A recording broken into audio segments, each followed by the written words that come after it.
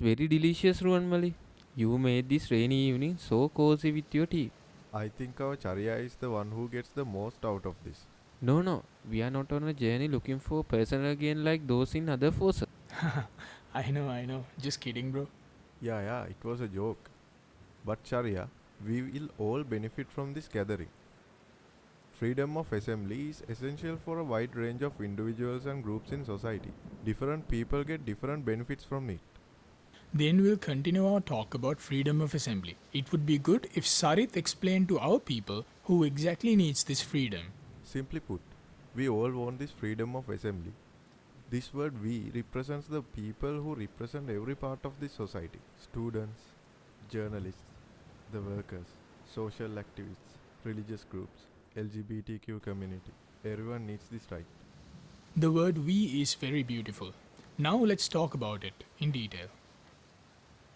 Yes, as I have said before, we all need freedom of assembly to express our opinions, participate in democratic processes, and engage in social and political activities. This right empowers us to advocate for our interests. We always hear and see teachers' union problems, railway strikes, and things like that. For better working conditions, fair wages, and labor rights, trade unions are allowed to conduct labor movements like strikes and demonstrations because of the freedom of assembly.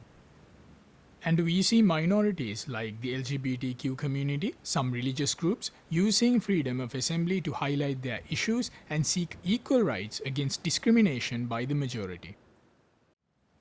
Then, is religious festivals like Katina Penahara and church festivals are allowed because of the freedom of assembly? Yes, freedom of religion is guaranteed by freedom of assembly.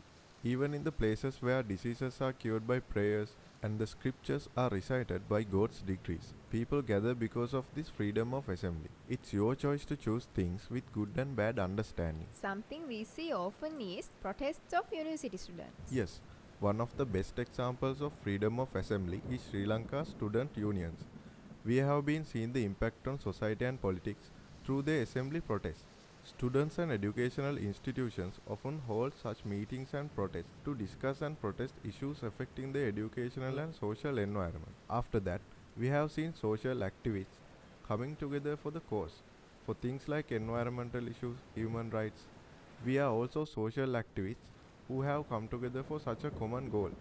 Yeah, we are really good citizens here. None of us got rice packet or did not drag people by buses.